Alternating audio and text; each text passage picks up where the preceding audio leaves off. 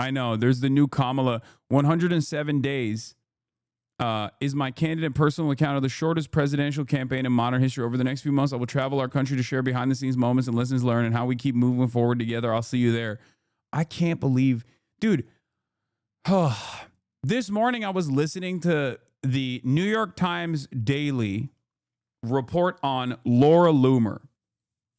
And it was a roller coaster of emotions for me because they just kept talking about Laura Loomer like she was a journalist, okay? And not a hateful monster who, unfortunately, is considered a legitimate advisor because of how devastatingly bad American politics is in our day and age, okay? And I could not. They just kept saying she was a journalist with a penchant for gotcha moments. I'm like, she's not a journalist, man. She tried to start an ISIS fan club in her college and got expelled for trying to start an ISIS fan club at her university. Like, that's not journalism. That's just like a diabolically Islamophobic psychopath. She's been banned off of every application for being so viciously Islamophobic. Like, she literally got banned off of Uber, Postmates, Uber Eats.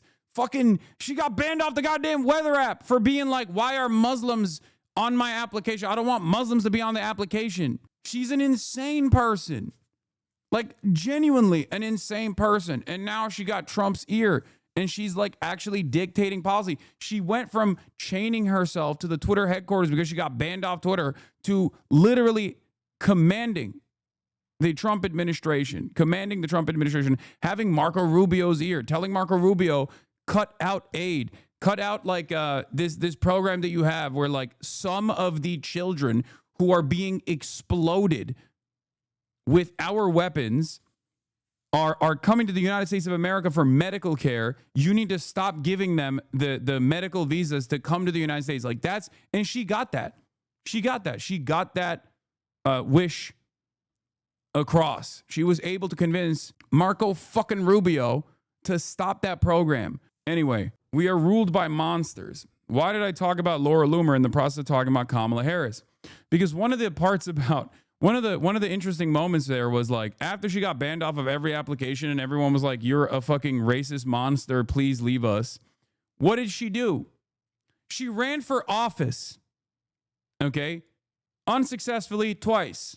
She ran for office unsuccessfully twice. That was enough for her to revitalize her media career and get into Trump's ear. And that's what I mean. I feel like people now run for office for clout, dude. Like, it's gotten to a point where people are just running for office for clout. Like, Kamala Harris right now, as one of the supposed leaders of the Democratic Party, she's supposed to be a voice, okay? She's supposed to be a voice for the people. She's supposed to be a voice for the counterbalance against growing fascism in this country. She literally was running for president, okay? That's what it's supposed to be under normal circumstances.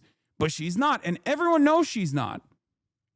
And this kind of shit pisses me off because this very clearly shows that she's just trying to sell a book. She doesn't give a fuck about nothing, dude. Nothing at all. She's just trying to sell a book. She hasn't said a damn thing since Donald Trump won. And now she's going on tour to sell a fucking book. It blows my mind how transparent this is. Like, even when you're running for office, the highest office in the land, as the leader of the Democratic Party, you just discard this unique moment, this unique opportunity where you command the attention of tens of millions of people, and you just kind of throw that away and you don't do anything with it. You just have no ambitions whatsoever to change this country for the better. Oh my Lord. And it's crazy because like she's not even presenting herself as someone who even gives a shit. Like, she's not even trying to aesthetically make it seem as though she cares. All of these things show all of these movements, her lack of interest in saying something. And then on top of that, her the moments where she does say something at the best of selling a book shows me that she doesn't give a fuck about anything. And now it is my honor to now announce Kamala Harris. You've written a book, 107 days. It's good to be home. greatest presidential campaign of all time. Live from New York, it's What do you want people to take from the story that you have to tell of those 107 days? Like, people should be treating Kamala Harris with disdain for having an opportunity to change the trajectory of a dying party as a relatively younger figurehead in a positive direction, to basically shed the dead weight. I know that was never going to happen, chatters. So don't yell at me for saying this. I'm simply explaining this from the position of like what kind of power she had here, what kind of a unique opportunity she had here. Okay. Voters weren't even punishing her for the negative real wage growth that they experienced under the Biden administration. Like, the amount of goodwill that was ready to go for a fresh face, a new face. All she had to do was say, yeah, no more old folks. This Joe Biden stuff is not going to work. It's not working. We got to, we got to move in a different direction. No, the direction was more of the same. I love Joe Biden. I want to hug and kiss Joe Biden. I love the Republicans. I want to hug and kiss the Republicans. Billions of dollars of fundraising. Just handed over the keys to a goddamn incompetent fascist man.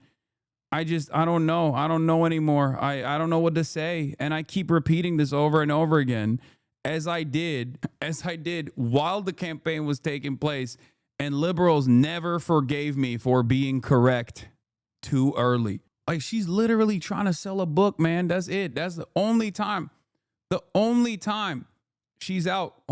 She's out after 8 months of this incompetent fascist administration that she lost to, and she's going on tour to sell a book. Are you kidding me? Also, what does she think is going to happen? Every single time she goes out in public, there's going to be mad people protesting. Does she not realize that? Like, I don't understand. There's going to be people, just like with Chuck Schumer, when he was trying to sell the left is too anti-Semitic, we have to make them more pro-Israel book. I make fun of Jill Stein a lot, but this is like a very Jill Stein moment from a Democrat. This is the most Jill Stein coded, like Hillary Clinton did more after, you know what I mean?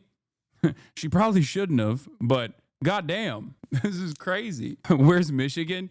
Bro, she's still avoiding Michigan, okay? Ironically enough. Why is she going to London? I don't know. British people know how to read as well. That's probably why.